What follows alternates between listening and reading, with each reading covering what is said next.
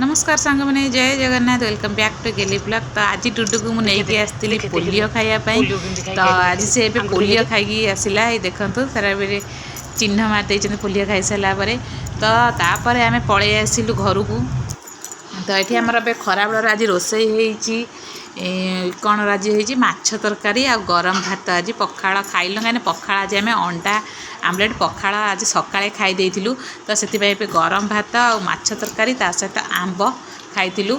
এইଟା ହେଲା ଆମର ଖରା ବେଳର ଖାଇବା। ତ ଏଠି ଦେଖନ୍ତୁ ମାମା ଖାଉଛନ୍ତି ଆଜି ଅରୁଆ ଭାତ ପଖାଳ ଆଉ ଆଳୁ ଚକଡ଼ା ହରିଆ କରି ଖାଉଛନ୍ତି କାହିଁକିନା ସିଏ ଆଜି ଆଇଁଷ ଖାଇବେନି ରବିବାର ବୋଲି ଆଜି।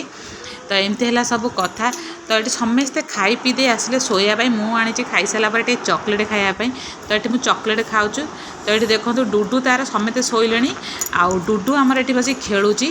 तो एमती है सब कथा। तो सी ए शोबनी ता शोवा काम हूँ मोर आउ देखूँ ये डुडू बापा तर शोक पूरा घुंगुड़ी मारे ता सहित मामा भी मुई एकुटिया चेंजी कहीं मो डुडू खंडक शोने कोड़े बसिकी घर पर अंधार कर बसी।